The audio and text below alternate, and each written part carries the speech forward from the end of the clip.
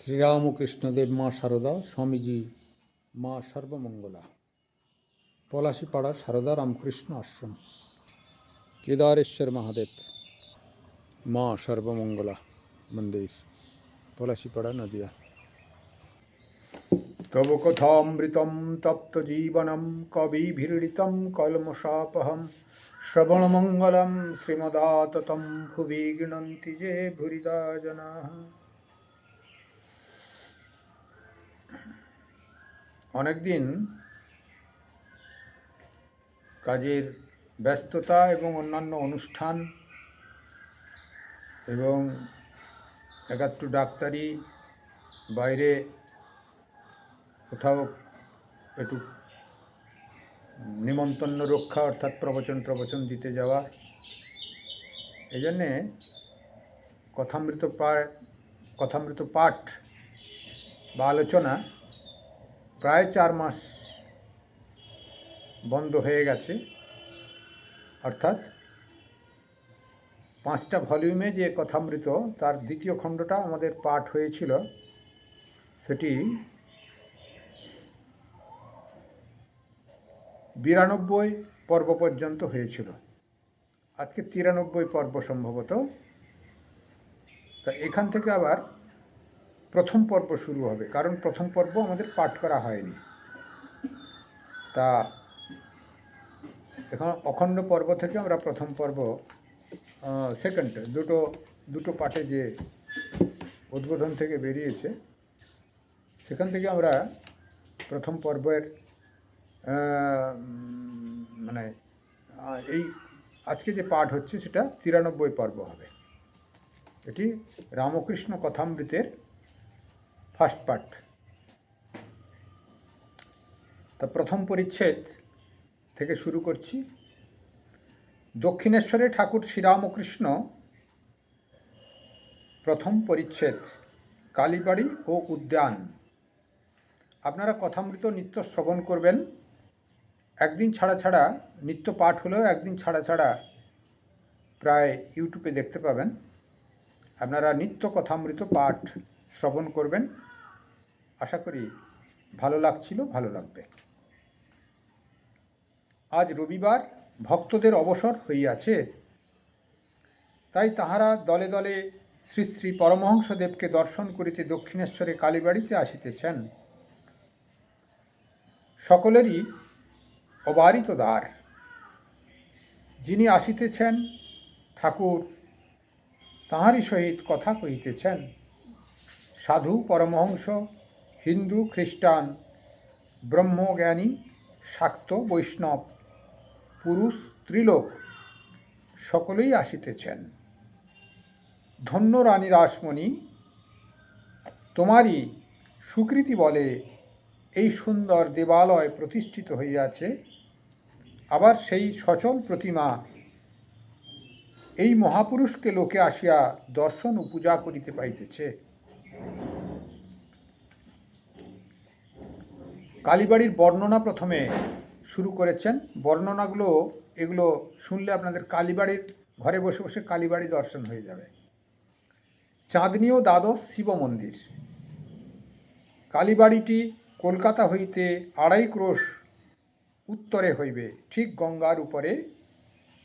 নৌকা হইতে নামিয়া সুবিস্তীর্ণ সোপানাবলী দিয়া পূর্বাশ্র হইয়া উঠিয়া কালীবাড়িতে প্রবেশ করিতে হয়।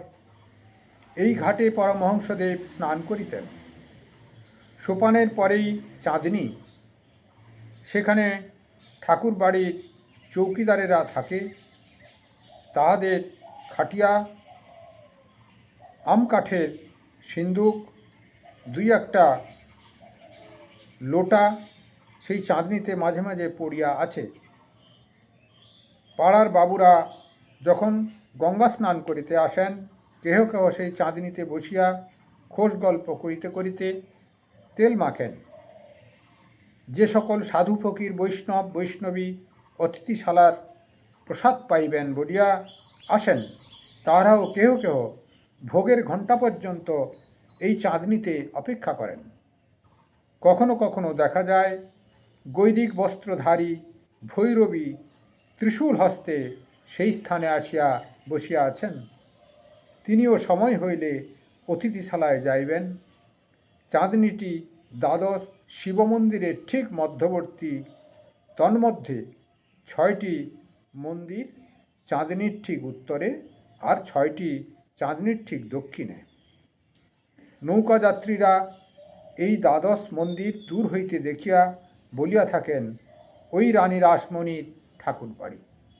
ভারী সুন্দর চাঁদনী ও দ্বাদশ শিব মন্দির বর্ণনা করা হলো।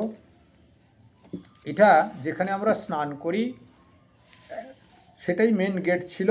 এখন সেই গেটটা প্রায় খোলাই থাকে না।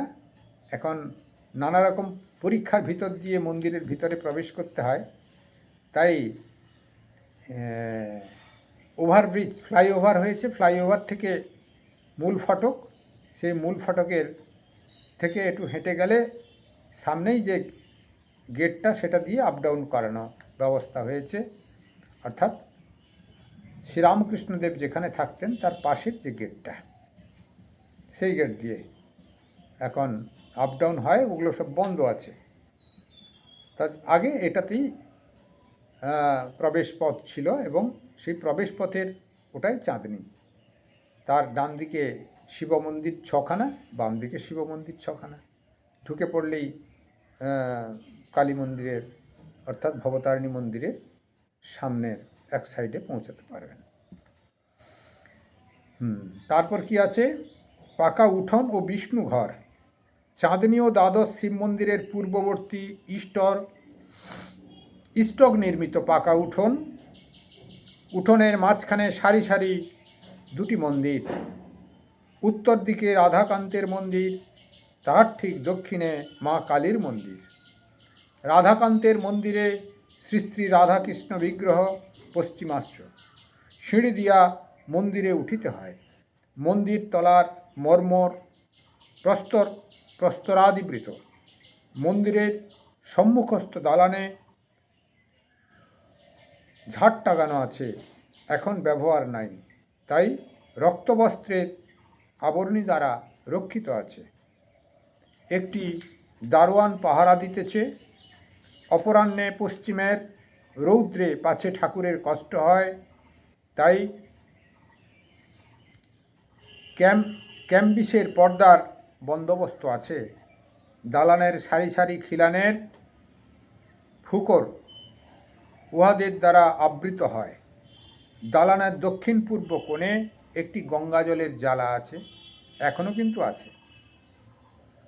মন্দিরের চৌকাঠের নিকট একটি পাত্রে শ্রীচরণামৃত, এখনও সে চরণামৃত পাওয়া যায়, ভেতর দিয়ে গিয়ে নিতে হয়।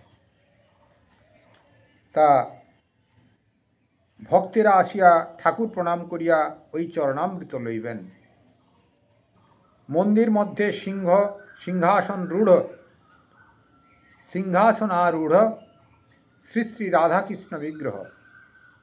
শ্রীরামকৃষ্ণ এই মন্দিরে পূজারীর কার্যে প্রথম ব্রতী হন 1857 থেকে 1858 খ্রিস্টাব্দ পর্যন্ত 1 বছর।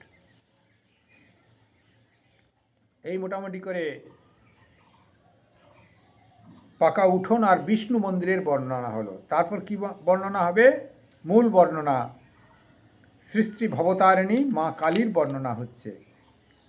এই কথামৃতের এই প্রথম পরিচ্ছেদে পুরো দক্ষিণেশ্বরের বর্ণনা ঘরে বসে বসে শুনতে পাবেন, যেন প্রত্যক্ষ অনুভব করতে পারবেন যদি আপনারা শোনেন।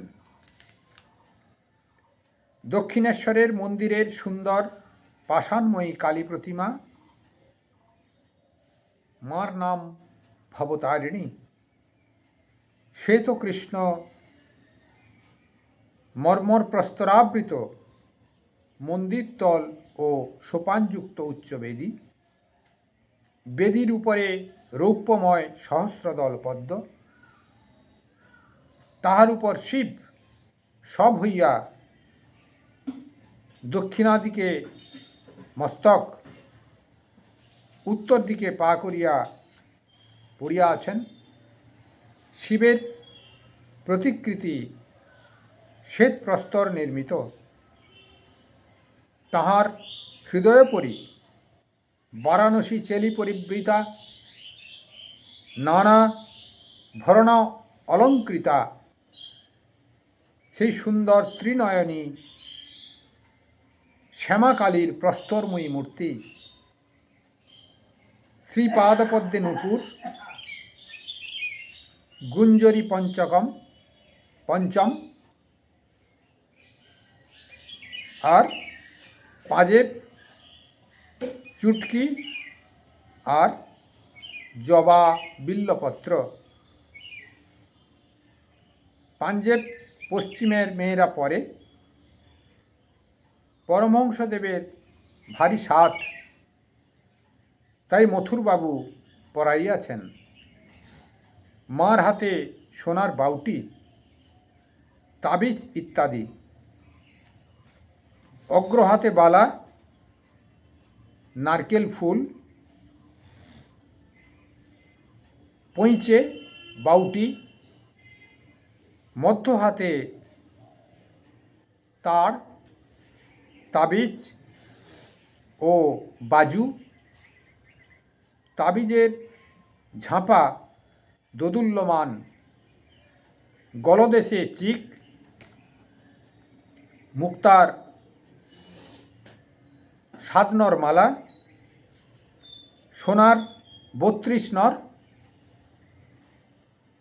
তারাহার, সুবর্ণ নির্মিত মুন্ডমালা, মাথায় মুকুট, কানে কানবালা, কানপাশ, ফুল ঝুমকো, চৌদানি ও মাছ, নাসিকায় নথ, লোলক দেওয়া, ত্রিনয়নীর বাম হস্তদ্বয়ে নৃমুণ্ড ও অসি, দক্ষিণ হস্তদ্বয়ে বরাভয়,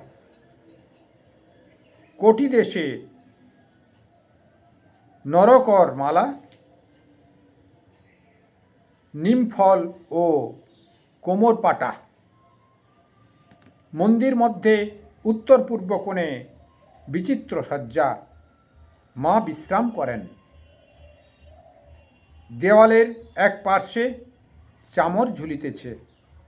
ভগবান শ্রীরামকৃষ্ণ ওই চামর লইয়া কতবার মাকে ব্যজন করিয়াছেন। বেদির উপর পদ্মাসনে রূপার গেলাসে জল, তলায় সারি সারি ঘটি, তন্মধ্যে শ্যামার পান করিবার জল। পদ্মাসনের উপর পশ্চিমে অষ্টধাতু নির্মিত সিংহ, পূর্বে গধিকা ও ত্রিশূল, বেদির অগ্নিকোণে শিবা, দক্ষিণে কালো প্রস্তরের বৃষ, ঈশান কোণে হংস।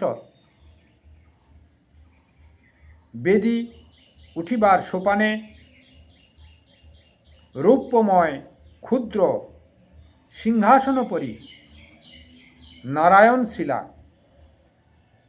একপার্শ্বে পরমহংসদেবের সন্ন্যাসী হইতে প্রাপ্ত অষ্টধাতু নির্মিত রামলালা নামধারী শ্রীরামচন্দ্রের বিগ্রহ মূর্তি ও বানেশ্বর শিব। আরও অন্যান্য দেবতা আছেন। দেবী প্রতিমা দক্ষিণাস্তা, ভবতারিণীর ঠিক সম্মুখে, অর্থাৎ বেদির ঠিক দক্ষিণে ঘটস্থাপনা হইয়াছে। সিন্দুর রঞ্জিত পূজান্তে নানা কুসুম বিভূষিত পুষ্পমালা সুশোভিত মঙ্গল ঘট। দেওয়ালের এক পার্শ্বে জলপূর্ণ তামার ঝাড়ি, মা মুখ ধুইবেন। ঊর্ধ্বে মন্দিরে চাঁদোয়া, বিগ্রহের পশ্চিম দিকে সুন্দর বারাণসী বস্ত্রখণ্ড লম্বমান, বেদীর চারি কোণে রৌপ্যময় স্তম্ভ, তদুপরি বহুমূল্য চন্দ্রাতপ, উহাতে প্রতিমার শোভাবর্ধন হইয়াছে।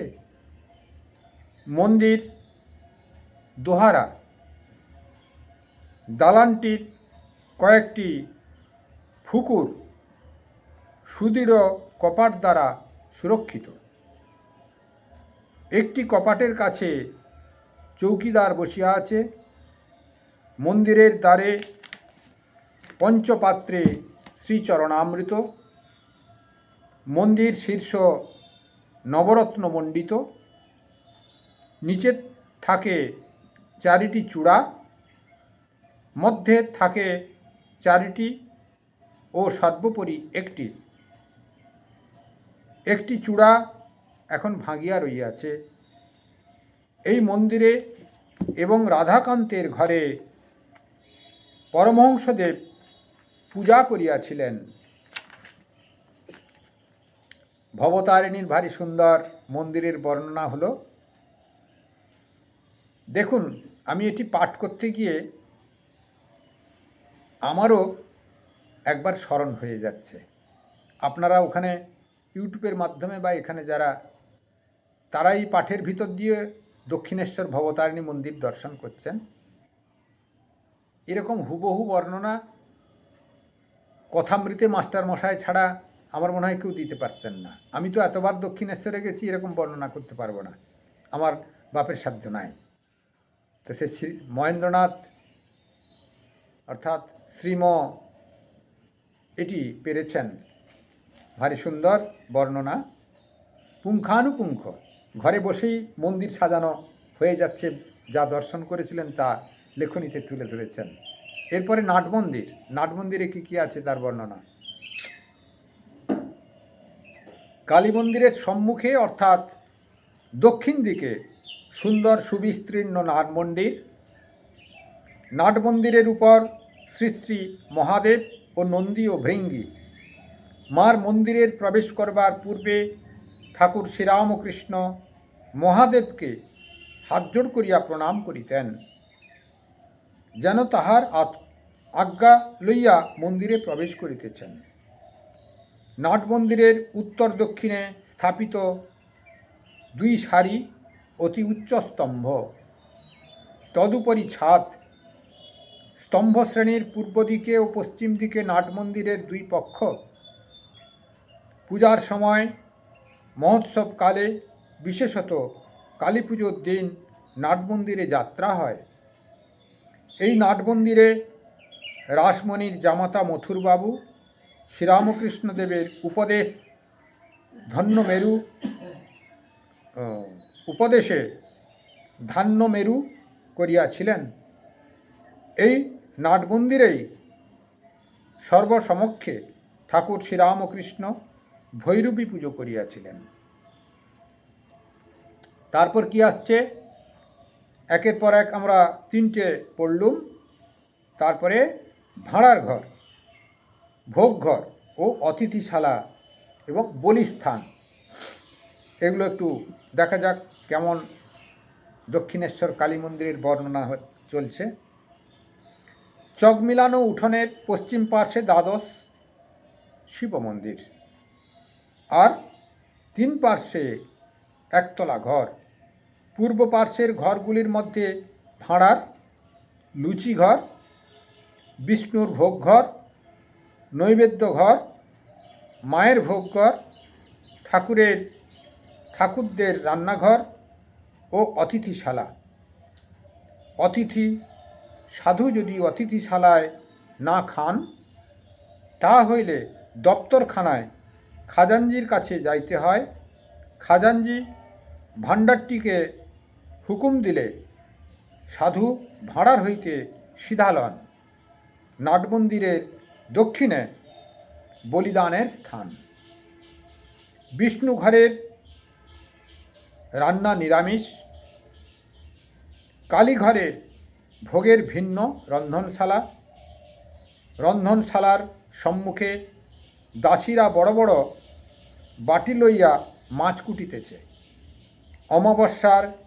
অমাবস্যায় একটি ছাগ বলি হয়। ভোগ দুই প্রহর মধ্যে হইয়া যায়। ইতিমধ্যে অতিথিশালায় একখানা শালপাতা লইয়া সারি সারি কাঙাল বসিয়া আছে। বৈষ্ণব সাধু অতিথি বসিয়া পড়ে। ব্রাহ্মণদের পৃথক স্থান করিয়া দেওয়া হয়। কর্মচারী ব্রাহ্মণদের পৃথক আসন হয়। খাজাঞ্জির প্রসাদ তাহার ঘরে পৌঁছাইয়া দেওয়া হয়। যানবাজারের বাবুরা আসিলে কুঠিতে থাকেন, সেখানেও প্রসাদ পাঠানো হয়। এবার দপ্তরখানার বর্ণনা হচ্ছে। উঠোনের দক্ষিণে সারি সারি ঘরগুলিতে দপ্তরখানা ও কর্মচারীদের থাকিবার স্থান। এখানে খাজাঞ্জি মুহুরি সর্বদা থাকেন। আর ভাণ্ডারী, দাসদাসী, পূজারী, রাঁধুনি, ব্রাহ্মণ ঠাকুর ইত্যাদিও দারোয়ানদের সর্বদা যাতায়াত। কোনো কোনো ঘর চাবি দেওয়া, তন্মধ্যে ঠাকুর বাড়ির আসবার শতরঞ্জি, শামিয়ানা ইত্যাদি থাকে। এই শাড়ির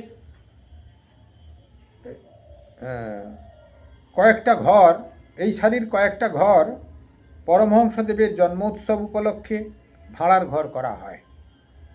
তাহার দক্ষিণ দিকের ভূমিতে মহোৎসবের রান্না হইত। উঠোনের উত্তরে একতলা ঘরের শ্রেণী, তাহার ঠিক মাঝখানে দেউড়ি।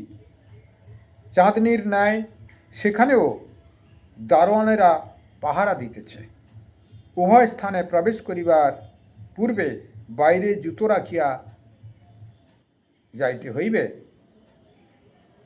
এবার ঠাকুর শ্রীরামকৃষ্ণের ঘর বর্ণনা হচ্ছে। ঠাকুর যেখানে থাকতেন, শ্রীরামকৃষ্ণদেব।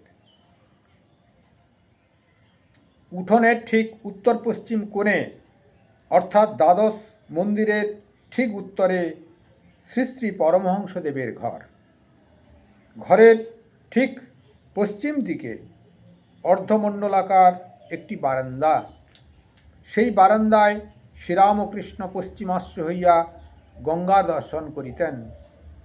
এই বারান্দার পরেই পথ, তাহার পশ্চিমে পুষ্পোদ্যান, তৎপরে পোস্তা, তাহার পরেই পূতসলিলা সর্বতীর্থময়ী কলকল নাদিনী মা গঙ্গা। কটা হলো? 23 মিনিট হয়ে গেছে। আর একটু পড়ে দিই। নহবত, বকুলতলা ও পঞ্চবটী। পরমহংসদেবের ঘরের ঠিক উত্তরে একটি চতুষ্কোণ বারান্দা আছে। তাহার উত্তরে উদ্যান পথ, তাহার উত্তরে আবার পুষ্প উদ্যান, তাহার পরেই নহবতখানা। নহবতের নিচের ঘরে তাহার স্বর্গীয়া পরমারাধ্য মাতা ঠাকুরানী ও পরে শ্রী শ্রী মা থাকিতেন। এখন অবশ্য শ্রীমায়ের মর্মর স্ট্যাচু, শ্বেতপ্রস্তর নির্মিত মর্মর স্ট্যাচু বসে গেছে। নহবতের পরেই বকুলতলা ও বকুলতলার ঘাট। এখানে পাড়ার মেয়েরা স্নান করেন। এই ঘাটে পরমহংসদেবের বৃদ্ধা মাতা ঠাকুরানী গঙ্গালাভ হয় 1877 খ্রিস্টাব্দে। ঠাকুরের মাতা ঠাকুরানীর শরীর যায় এবং তিনি গঙ্গালাভ করেন। বকুলতলার আরও কিছু উত্তরে পঞ্চবটী। এই পঞ্চবটির পাদমূলে বসিয়া পরমহংসদেব অনেক সাধনা করিয়াছিলেন। আর ইদানিক ভক্ত সঙ্গে এখানে সর্বদা পাদচারণ করিতেন। গভীর রাত্রে সেখানে কখনো কখনো উঠিয়া যাইতেন। পঞ্চবটির বৃক্ষগুলি বট, অশ্বত্থ, নিম্ব, আমলকি ও বিল্ব। ঠাকুর নিজের তত্ত্বাবধানে রোপণ করিয়াছিলেন। শ্রী বৃন্দাবন হইতে ফিরিয়া আসিয়া এখানে রজ ছড়াইয়া দিয়াছিলেন। এই পঞ্চবটির ঠিক পূর্বগারে একখানি কুটির নির্মাণ করিয়া ভগবান শ্রীরামকৃষ্ণ তাহাতে আসিয়া অনেক ঈশ্বর চিন্তা, অনেক তপস্যা করিয়াছিলেন। এই কুটির এখানে পাকা হইয়াছে। পঞ্চবটির মধ্যে সাবেক একটি বটগাছ আছে, তৎসঙ্গে একটি অশ্বত্থ গাছ, দুইটি মিলিয়া যেন একটি হইয়াছে। বৃদ্ধ গাছটি বয়সাধিক্যবশত বহু কঠোর বিশিষ্ট ও নানা পক্ষী সমাকুল ও অন্যান্য জীবেরও আবাসস্থান হইয়াছে। পাদমূলে ইষ্টক নির্মিত সোপানাযুক্ত মণ্ডলাকার বেদী সুশোভিত। এই বেদীর উত্তর পশ্চিমাংশে আসীন হইয়া ভগবান শ্রীরামকৃষ্ণ অনেক সাধন করিয়াছিলেন। আর বৎসরের জন্যে যেমন গাভী ব্যাকুল হয়, সেইরূপ ব্যাকুল হইয়া ভগবানকে কত ডাকিতেন। আজ সেই পবিত্র আসনোপরি বটবৃক্ষের সখী বৃক্ষ অশ্বত্থের একটি ডাল ভাঙিয়া পড়িয়া আছে। ডালটি একেবারে ভাঙিয়া যায় নাই, মূল তরুর সঙ্গে অর্ধ সংলগ্ন হইয়া আছে। বুঝি সে আসনে বসিবার এখনো কোনো মহাপুরুষের জন্ম হয় নাই। আজকে এই পর্যন্তই থাকুক। আগামীকাল ঝাউতলা, বেলতলা ও কুঠিবাড়ি হবে। ওম নিরঞ্জনম নিত্যমনন্তরূপম ভক্তানুকম্পাধিত বিগ্রহম বহি ঈশাবতারং পরমেশমিড্ডম তম রামকৃষ্ণম শিরসা নমামি। সর্বে ভবন্তু সুখিনঃ, সর্বে সন্তু নিরাময়া, সর্বে ভদ্রাণি পশ্যন্তু, মা কশ্চিৎ দুঃখমাং ভবেৎ। আপনারা কথামৃত শ্রবণ করবেন। একটু অনেকদিন পাঠ হয়নি তো, বক্তৃতা ছাড়া হয়েছিল। আপনারা একটু সাবস্ক্রাইব করবেন নূতন, আর একটু লাইক করবেন, একটু শেয়ার করবেন, যাতে একটু সবাই শ্রবণ করতে পারে, একটু উদ্দীপন জাগবে, এবং যারা পাঠ করছে বা আমার এই ইউটিউবটাও চালু থাকবে। কল্যাণমস্তু। সকলের মঙ্গল হোক, ভালো থাকুন। কল্যাণমস্তু, কল্যাণমস্তু, কল্যাণমস্তু।